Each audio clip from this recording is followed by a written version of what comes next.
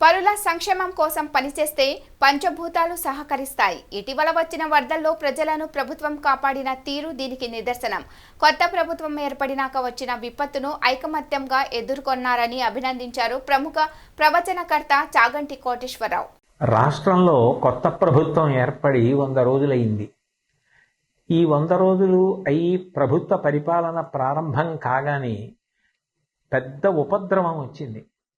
కృష్ణానదికి గొప్ప వరదలు రావడం, ఆ వరదల్లో ఎన్నో వేల కుటుంబాలు నిర్వాసితులు కావడం, ప్రజలు అన్నవస్త్రాలకి అలమటించడం లాంటివి కూడా సంభవించాయి. అటువంటి విపత్కర సమయంలో రాష్ట్ర ముఖ్యమంత్రి గౌరవనీయులు శ్రీ నారా చంద్రబాబు నాయుడు గారు జేసీబీ ఎక్కి పడవలో ప్రయాణం చేస్తూ బురద నీటిలో నడుస్తూ ప్రజలందరికీ కూడా ధైర్యాన్ని కల్పించి నేనున్నాను, బెంగ పెట్టుకోవద్దు అని చెప్పి వాళ్లలో ఒక స్థైర్యాన్ని నెలకొల్పారు. అలాగే మంత్రులు, అధికారులు, అనధికారులు అందరూ కూడా ఆ కష్టంలో ఉన్న ప్రజలందరినీ ఆదుకోవాలి అని గొప్ప ఆర్తిని చూపించారు. ఈ సందర్భంగా ప్రత్యేకించి ప్రస్తావించవలసిన వారు పారిశుధ్య సిబ్బంది. అనేక పురపాలక సంఘాలలో పనిచేస్తున్న వారందరూ కూడా విజయవాడ పట్టణానికి చేరుకుని అక్కడ అంటువ్యాధులు ప్రబలకుండా ఉండడం కోసం బ్లీచింగ్ చల్లడం లాంటి కార్యక్రమాలు నిర్వహించడంతో పాటుగా మంచినీటి సౌకర్యం ఏర్పాటు చేయడం, నిత్యావసర వస్తువులు అందచేయడం, ఇవన్నీ కూడా యుద్ధ ప్రాతిపదికన చేశారు. స్వచ్ఛంద సంస్థలకి సంబంధించినటువంటి అనేక మంది సభ్యులు, ప్రజలు, వ్యాపార సంస్థలు, విద్యా సంస్థలు ఇతోధికంగా విరాళాలను ప్రకటించాయి.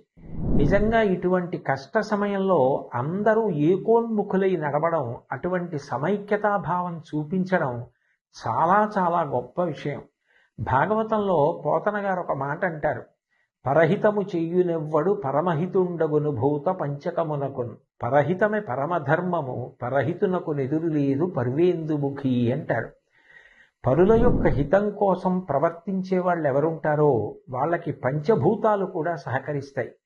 ఇటువంటి కష్టకాలం వచ్చినప్పుడు ప్రజలందరూ కూడా ఒకే త్రాటి మీద నిలబడడం, అంత గొప్ప సమైక్యతా భావంతో కష్టంలో ఉన్న వాళ్ళందరినీ ఆదుకోవాలని ప్రయత్నించడం చాలా చాలా గొప్ప విషయం.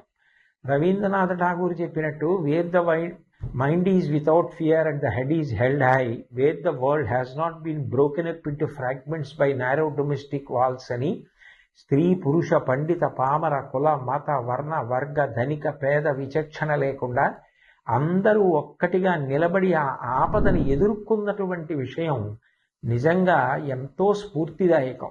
రాబోయే కాలంలో కూడా సుపరిపాలన ప్రభుత్వం అందించడానికి, ప్రజలందరూ సమైక్యంగా ఉండి ప్రగతి బాటలో నడవడానికి కావలసినటువంటి మంచి బుద్ధి వైభవాన్ని పొందడానికి భగవంతుడు తన ఆశీర్వచనాన్ని అందించాలని, ఈ రాష్ట్రం బాగా వృద్ధిలోకి రావడానికి అది కారణం కావాలని నేను భగవంతుణ్ణి ప్రార్థన చేస్తూ, నిజంగా ఈ కష్టకాలంలో అంత గొప్పగా నిలబడిన అందరికీ నా హృదయపూర్వక నమస్కారాలు తెలియచేస్తూ సెలవు తీసుకుంటున్నాను.